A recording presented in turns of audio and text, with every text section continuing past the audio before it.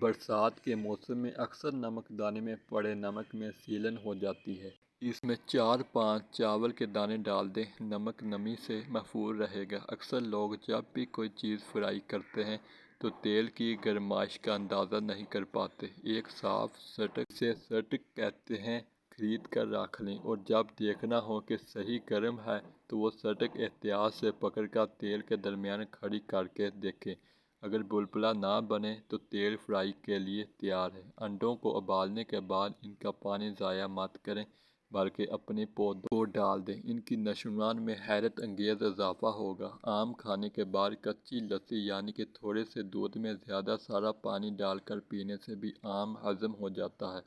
ناخن کو ٹوٹنے سے بچانے کے لیے ان پر لہسن یعنی تھوم کی پھلی یعنی جوے کو پھیل کر روزانہ رگڑیں۔ کپڑے پر سے سرخ روشنائی کے داغ دور کرنے کے لیے اسے دہی سے دھو لیں تو سرخ داغ دور ہو جائیں گے۔ گوندے ہوئے آٹے کو محفوظ رکھنا ہو تو اسے دودھ کے صاف خالی پیکٹ میں رکھ کر فریج میں رکھیں۔ کافی دیر تک یہ آٹا روٹیاں بنانے کے لیے کام آ سکے گا۔ کپڑے دھوتے وقت ایک چائے کا چمچہ گلیسرین ڈال کر دھوئیں۔ کپڑے سکڑیں گے نہیں اور اپنی گٹھن برقرار رکھیں گے۔ لباس میں بٹن ٹانکنے کے بعد لوگوں پر ایک بوند بے رنگ نیل پالش ٹپکا دیں۔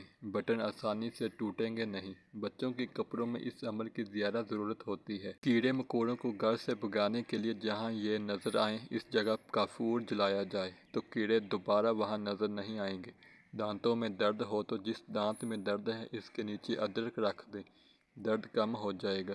اگر آپ چاہتے ہیں کہ جوتے کی پالش چمکے تو پالش کرنے سے پہلے تھوڑا سا سرکہ ملا دیں، جوتے چمک جائیں گے۔ جب پودینہ بازار میں وافر اور سستا مہیا ہو بہت سا خرید کر یا اگر گھر کی کیاری میں ہو تو توڑ کر دھوپ میں سکھا لیں۔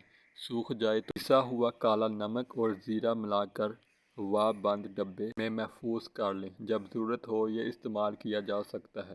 کارن فلاور دودھ میں ملا کر پیسٹ بنا لیں اور چہرے پر لگائیں۔ ہفتے میں دوبارہ کرنے سے رنگ گورا ہونے لگے گا۔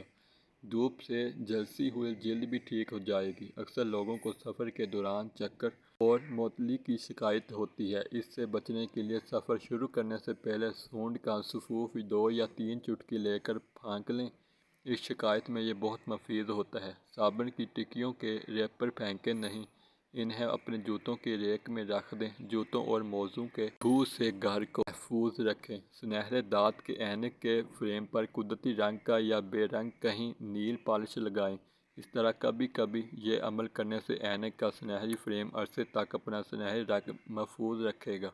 باورچی خانے یا غسل خانے کی سنک یا واش بیسن کو چمکدار صاف کرنے کے لیے اسے مکمل طور پر پیپر نیپکن ٹشو سے ڈھک دیں۔ پر کچھ بوندیں پانی ڈال کر ایک چمچہ بلیچنگ پاؤڈر ڈال کر آدھا گھنٹہ چھوڑ دیں۔ اس کے بعد انہیں ٹشو پیپر سے واش بیسن کو رگڑیں۔ بیسن یا سنک چمک اٹھے گا۔ سردیوں میں اکثر ہونٹ پھٹ جاتے ہیں۔ تازہ کچا دودھ ہونٹوں پر روزانہ لگانے سے آرام آ جاتا ہے۔ سردیوں میں پاؤں کی ایڑیاں پھٹ جائیں تو گلیسرین میں دیسی صابن کے ٹکڑے ڈال کر پھٹی ہوئی جلد میں بھر دیں۔ سوتی جرابیں پہن کر رات کو سو جائیں، اگلے روز پاؤں دھو لیں۔ کئی روز رات کو یہ ٹوٹکا دہرائیں، پھٹی ہوئی ایڑیاں بالکل ملائم ہو جائیں گی۔ قہوہ میں لیموں نچوڑ کر پینے سے تھکاوٹ دور ہو جائے گی۔ آنکھوں کی حفاظت بعض اوقات راتوں کو دیر تک گرمیوں میں دیر تک سونے یا کسی بھی وجہ سے آنکھوں کے نیچے سوجن سی ہونے لگتی ہے۔ اس کے لیے سر کے نیچے سے تکیہ نکال دیں اور چائے کا قہوہ ہلکا سا ایک پیالی لے لیں اور اس میں برف کی ڈلیاں ڈالیں۔ ٹھنڈے قہوے میں روئی بھگو کر ہلکا سا نچوڑیں اور آنکھوں پر رکھ کر لیٹ جائیں۔ آزمودہ ہے پلکوں کو گھنا کرنے کے لیے رات کو سونے سے پہلے کسٹر آئل روئی کی مدد سے لگائیں اور مہینے بھر میں فرق دیکھ لیں۔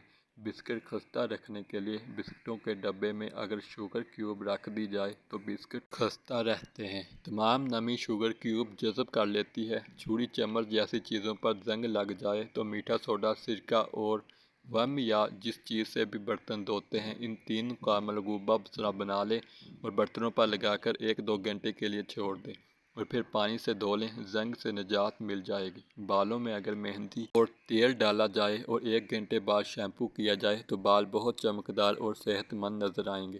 اس کو سب سے اچھا کنڈیشنر کہا جاتا ہے۔ بعض لوگ پائے کی بدبو کی وجہ سے انہیں پکانے سے گھبراتے ہیں لیکن اگر پائے گلاتے وقت اس میں تھوڑا سا سفید زیرہ، دار چینی اور لونگ ڈال دی جائے تو گھر میں ناگوار مہک نہیں آئے گی اور پائے بھی مزیدار بنیں گے۔ چاول اور دال اگر زیادہ لیں اور اسٹاک کر لیے جائیں تو کیڑا لگ جاتا ہے۔ اگر 2 یا 3 تیز پات ڈال دیں تو کیڑا نہیں لگے گا۔ اکثر قمیض دھلنے کے بعد اس کا کالر پوری طرح صاف نہیں ہوتا، اس کے لیے قمیض دھونے سے پہلے تھوڑا سا شیمپو کالر پر لگا کر رگڑیں، پھر قمیض دھو لیں، کالر بالکل صاف ہو جائے گا۔